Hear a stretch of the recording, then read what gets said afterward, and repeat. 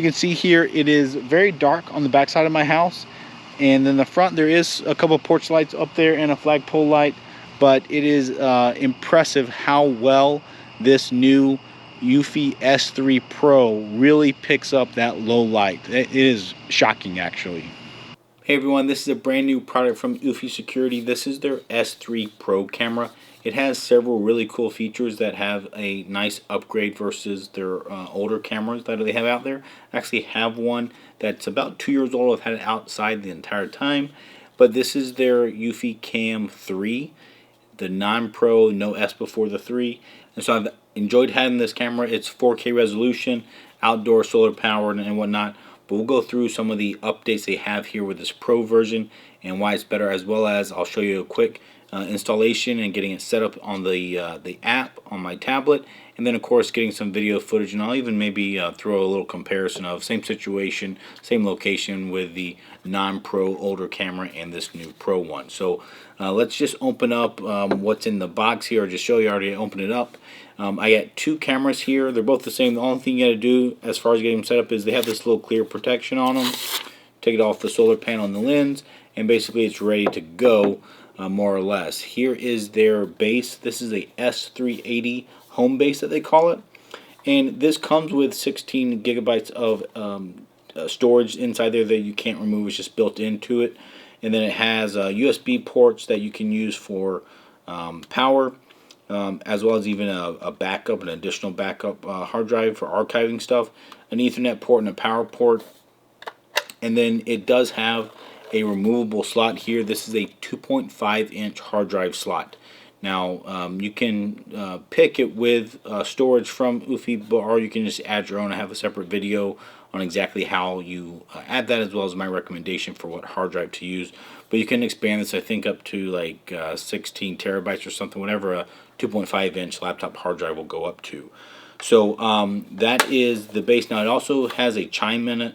So if you had a doorbell or whatnot, you can add lots of cameras, I think up to 10 onto this home base. So this can be really your local storage thing. And now one thing to note is that this home base puts off a wireless signal. I'm gonna not call it Wi-Fi just so it's not confusing, because you can't connect like your phone or your computer to it, but it's a wireless signal that is specifically designed to get really good coverage and connect to these cameras. So these cameras will connect directly to this home base, not to your home Wi-Fi by default. Now they can back up to your home Wi-Fi. I'll get into that in a little bit later. So what else they come with is these are the mounts. So there's 3 mounts you see there. There's 2 cameras, but the third mount is for the included extra solar panel if you really need it. So for example, if you were putting one of these devices up underneath the eave of your house or somewhere else that's shaded where the built-in solar panel doesn't get sun, you can use this optional external solar panel and put that one somewhere so it does get sunlight. The installation is very easy. I do like their little setup here. You basically unscrew this.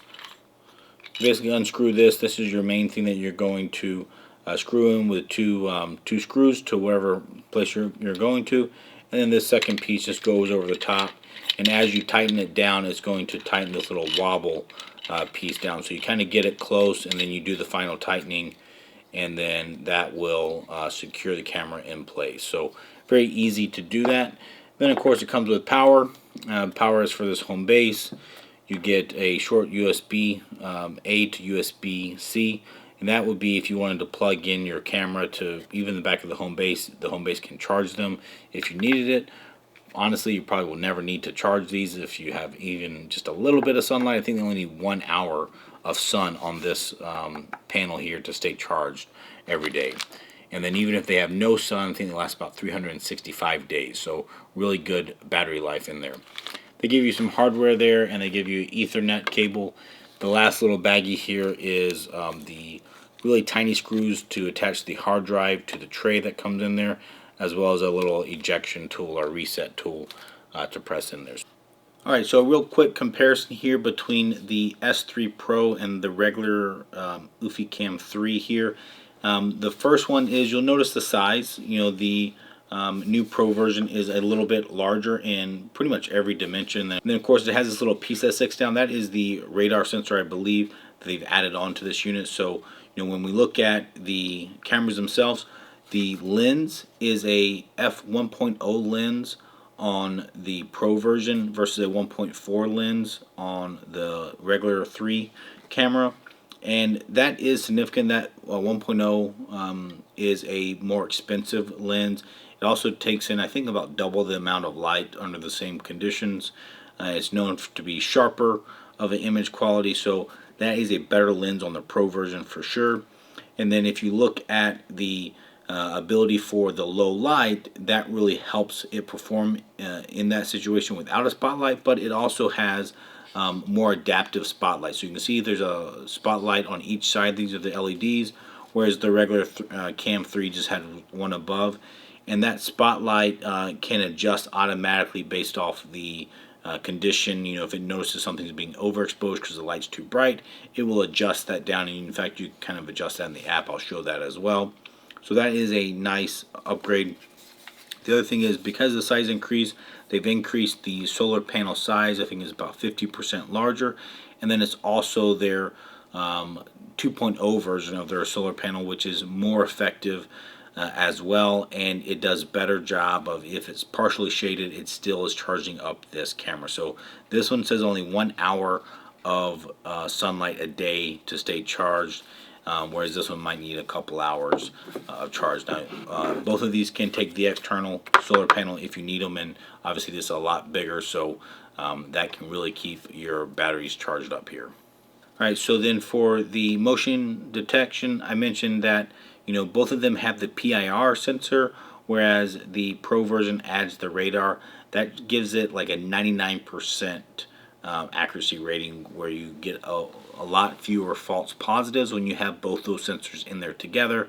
So that certainly helps. And then from an AI standpoint, especially once they're paired with a HomeBase, the HomeBase adds things like face detection. You can save faces, and you can even name, like, hey, this one's Nate, this one might be a kid, it might be even a neighbor that you can save, and that helps you categorize these different alerts that they get.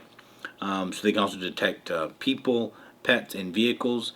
So they do that automatically locally on your camera or the HomeBase itself.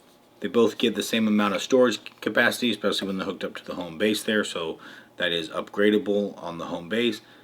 And then the other notable difference is the regular Cam 3, even though it has a USB port back here in the backside, it cannot be used as a wired camera. So it's still going to act as a battery or a solar camera. However, the Pro version now, this new Pro version, can be set up as a wired. If you plug it into a constant power, it will act as a wired camera, and then that means that you can turn on things like 24/7. So I do that with some of my other, or actually many of my other Eufy cams, is I have them recording. I think I added a 5 terabyte hard drive, and I have them recording 24/7 to that hard drive, and now these cameras can do that as well. I just need to plug in the power. So let's hop into the app, and we will show you how you add these cameras to your app, how you add them to your HomeBase, and what kind of settings they have, and then we'll go throw it up outside and we'll do a little bit of testing. Alright, so as far as the initial setup, it does come with a quick start guide. It is pretty good at giving you a high level of what you need to do, but basically you need to go download the Eufy security app if you don't have that already. And if you do have it from an older one, you do want to make sure it is up to date. They do update that, and oftentimes when they add new cameras, you want to make sure you have the latest one in order for it to work. So once you have the latest Eufy security app installed on your phone or your tablet like I do, then you can go in here to My Devices and click the plus sign, and then this will allow you to add your devices. Now you probably want to add your HomeBase first, so that one is set up, and then you'll add your cameras to that HomeBase. So for me, I actually already have my HomeBase added because this is one that I already use in my system, but you would go down and hit this S380 HomeBase. You add it to your home. If you have multiple homes, you would just select the correct one. And then you'll go in here, and it's going to tell you to have it all plugged in. Now, I do notice a couple things which aren't my favorite really, and that's why they really want this to be plugged in via Ethernet to start, And then you also need to have the ability to have your cameras within 3 feet of the unit to pair them up initially. You can move them much farther away later, but this HomeBase actually makes a noise out of its speaker that the camera has to listen to in order to connect to it. So for the initial setup, it really does a lot better if you have Ethernet and you can put your cameras close to it. So just know that when you do that. Alright, so since I already have my HomeBase set up, I'm going to go in here to my battery camera. And then you can see here at the top, now the icon's even a little bit messed up, but that's okay. And it's going to be the S3 Pro camera for me. Yes, I want it to my main Nader Tater home. And then this is where I can tell it. So since I already have 2 HomeBases set up, this is where I'll tell it which HomeBase to connect to. So I'm going to do this Nader Tater S380, which is this one right here. And then here you can see that it needs to be within 1 feet of each other. So I'm going to say I'm already there. And I need to press the sync button here on the bottom of the camera. And ready to add device. So I'm not sure if you can hear that, but it was making a high-pitched noise. And then the camera listens for that noise. Device was added successfully. So there we go. It is very easy if you just follow the instructions, but just know it has to be close to each other. Alright, so that one's successfully added. And just know I did actually charge up both the cameras last night all the way so that they're ready to go. Alright, so I'm not going to test my Wi-Fi signal strength because I'm going to add my next camera. So I'm going to go ahead and skip this one and I'll do this one later. Here's going to tell you where to mount it. Obviously, you need to get some sun on this solar panel in order for it to charge up. They're going to tell you to try to be about 7 to 9 feet high. That was saying you can use the external solar panel if you need it. There's your tools that you need. There is a template you can use. This is all pretty straightforward and simple there. But this is where obviously you can use the app to live view to hone in that that field of view there, and also to make sure that you your view is upright, and you can do a reversal if you need to flip it upside down or whatnot. Okay, so now I got to give it a name for where I'm going to put it, so I'm going to give me a custom name here. Okay, now you can start to set up some of your settings here automatically. I'm going to go to full effect for the notification. That's my favorite. It sends me a text first, then it follows up with a picture shortly thereafter. Microphone's on, audio recording is on, and there we go. Now we're successfully added. Alright, so I can hit play there, and then I can see that it connects and logs in, and then you can see me.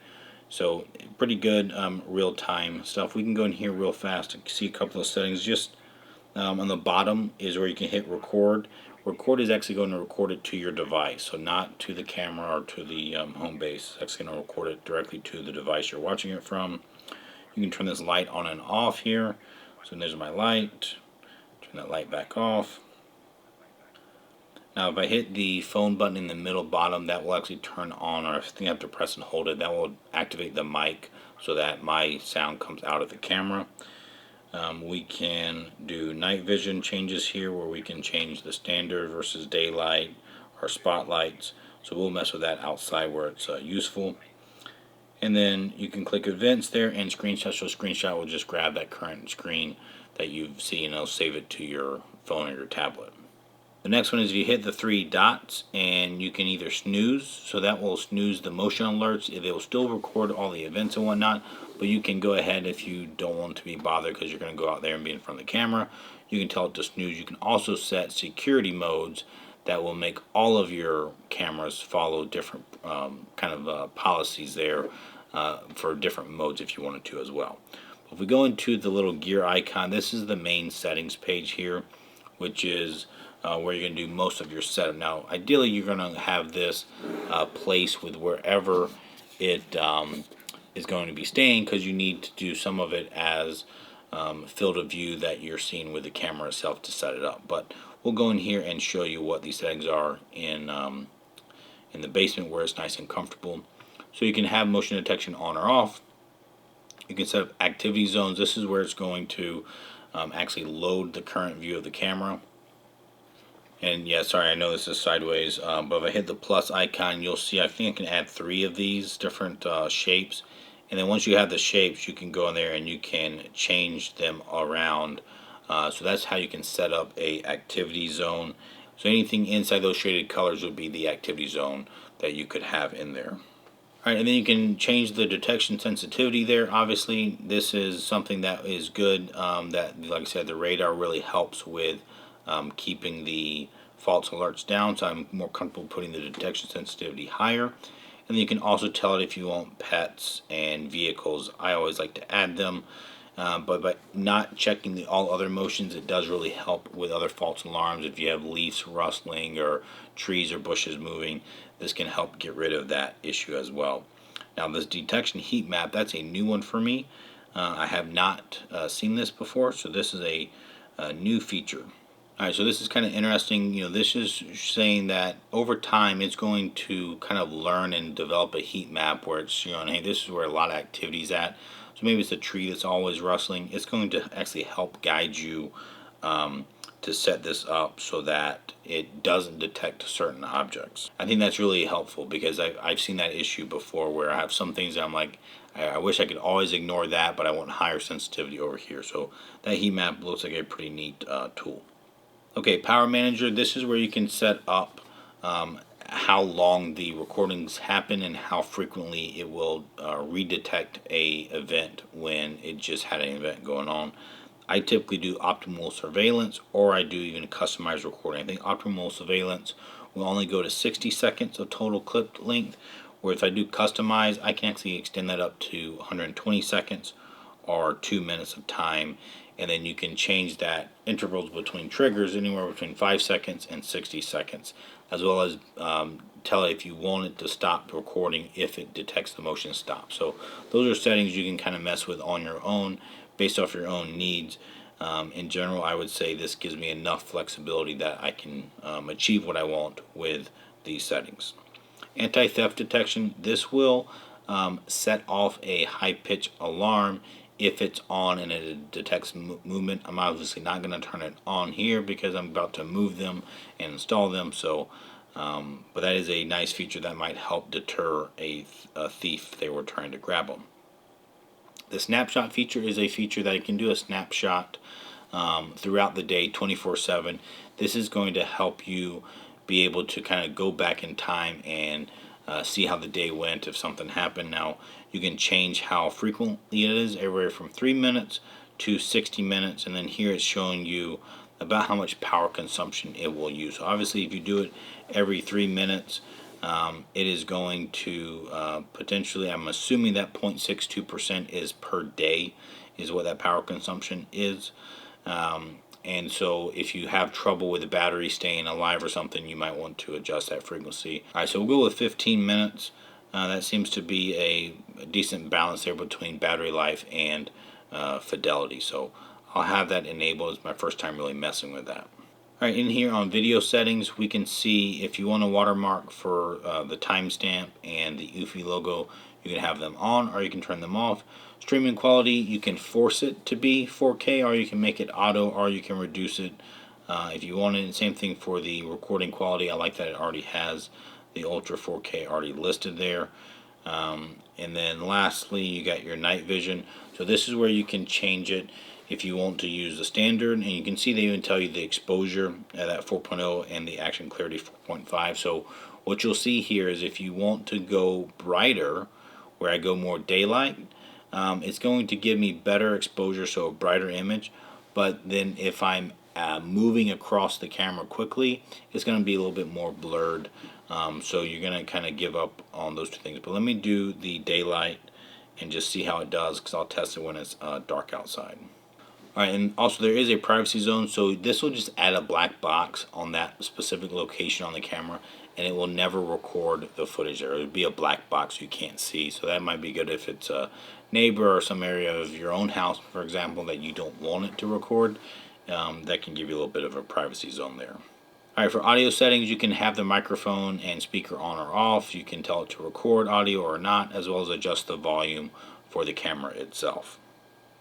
For notification, we already covered this. I like the full effect one the most. You can also set a unique alert tone on your device. I just leave it mine as a default. And then the general here, this is where you can rename the device.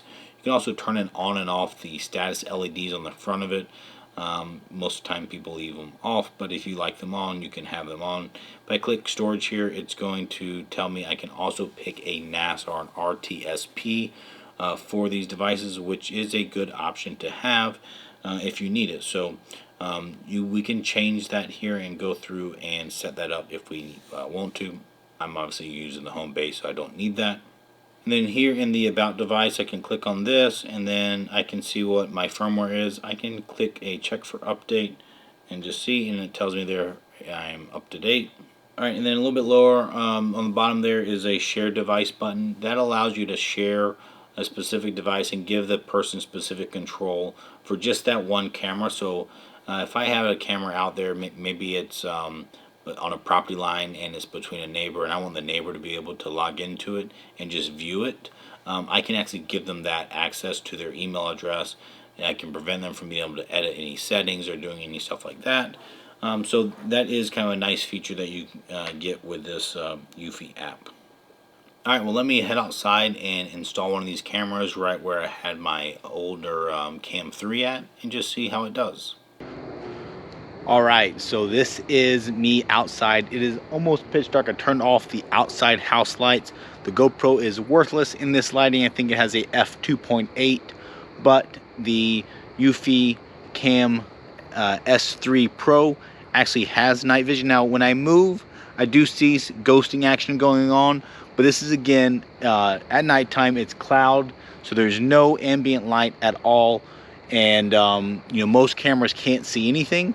And this is no infrared light, no spotlight, no anything. So this is what these cameras look like. Let me switch to a couple different modes so you can see how it exactly looks in different situations. Alright, so this is black and white with the infrared, so there is no other external light, but this shows you the difference between these cameras with infrared and with motion, to see how quickly they handle it and how well they do. Alright, so now this is the Cam S3 Pro with the spotlight. This spotlight is really powerful. I can go quite a ways away and you should still be able to see me. Now I only have the Pro one on with the spotlight, so the other spotlight is not on or activated, but this shows you also the dynamic feature, which does help somewhat. You still do get some washout up close, but that spotlight is dynamic and it goes brighter or darker based on how far away a subject is. Alright, so now we have the eufyCam 3, the non-pro, with its spotlight, and this is how well it does. The spotlight still works. I can tell it's not as bright, and then it's not getting brighter and darker as I'm moving around closer or further away from the camera. Alright, so here is my phone camera at nighttime with my outside porch lights on. Right up there you can see the camera. That's the Pro camera, S3 Pro, and this is the situation that we'll be looking at.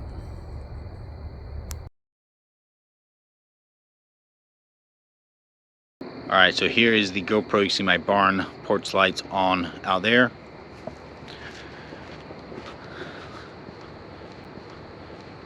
Alright, so let me step out here and you can see now this is again the S3 Pro, but now I have a little bit of ambient light. This is what I typically have for my yard. I have my front porch lights on.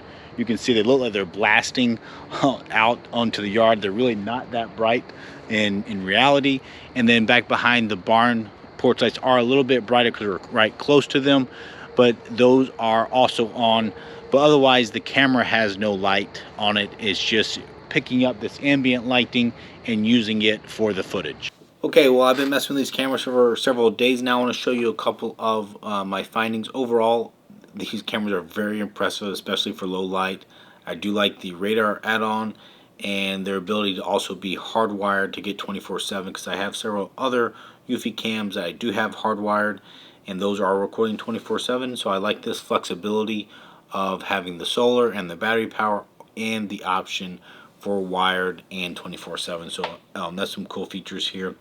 If I go in and look at the footage here, and I go on the main page, typically you'll see kind of a preview of either the most recent or one of the more recent pictures or events that it took.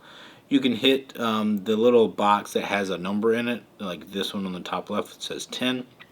That 10 is how many events are in this. Now this one's from yesterday actually, so I'm going to go back a day, and then I can see this is actually where a lot of my filming from this video were from, and you can see all of these details, and it includes things like if it detected a human, a pet, a vehicle, as well as a person. So you see the top one there, it shows you that Nate was detected. Obviously it does not do the facial recognition every time it detects a person. You does need to get a clean look at the face, and that's also something you can improve. You can go in there and confirm that it's that person or that it's a human to help train their AI to make it better and better over time. Alright, so at the bottom I do want to show one footage that was not intentional, and that's a time that I detected a vehicle. My tablet stops the screen sharing if I play it, so I'm gonna overlay that video here for you now. But this is it detecting a vehicle that is in front of the house. It's a good 100 feet away from the camera. It detected it. It correctly identified it as a vehicle. It marked it as such on the info screen here, and it recorded that little event. So I thought that was a good indication of the camera's capability here.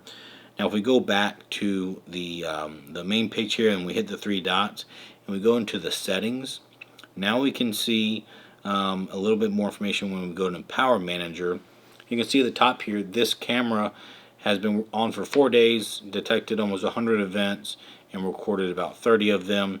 And now I do have it in the customize recording, which is more battery consumption, but I'm able to show that it still is maintaining 100% battery, which is actually impressive because my Eufy cam, which I had in the exact same spot, in fact I reused the same mount, was not able to maintain the charge here. It took several months, probably 4 months or something, for the battery to deplete, but it would eventually deplete there because it does not get a lot of sunlight. It's literally underneath the tree. It's an evergreen tree, so it's heavily shaded.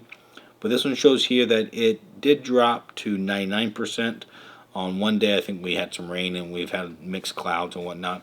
But then it's actually able to charge back up and stay at 100% despite using 1 or 1.5% of battery consumption per day. So, and this is me going out there and testing and turning the spotlight on stuff at night. All that's included in this. I did not charge it ever since then. So this is actually very promising that it does show that their new larger solar panel, that is the Solar 2.0 version, is apparently more capable and efficient than their older one. So I have to give them props to that. Now there are always some bugs here and there, like it does still lack some of the features that some of their other cameras have, like the ability to use the wireless bridge mode, which instead of having the camera connect directly to the home base, this allows the camera to connect to your home Wi-Fi, and then from that home Wi-Fi to the home base. That is a feature that will be coming out. I did reach out to Eufy to confirm that, and that's just something that will be a firmware update down the road. So there's still a couple things like that that maybe they're still working on, but here in the next couple weeks I'm sure they will start to roll those features back out to these cameras. So if you have any questions specifically about this camera, this setup, or other things that you saw in this video, please do put a comment down below. I do actually read those comments and try to reply to them. And then of course, if you have any other ideas for products or things you want me to test, add that as a comment as well, and I will consider reading that and seeing if that's something I want to take on as well. So I appreciate everyone watching. Give me that thumbs up and subscribe, and then we'll see you next time.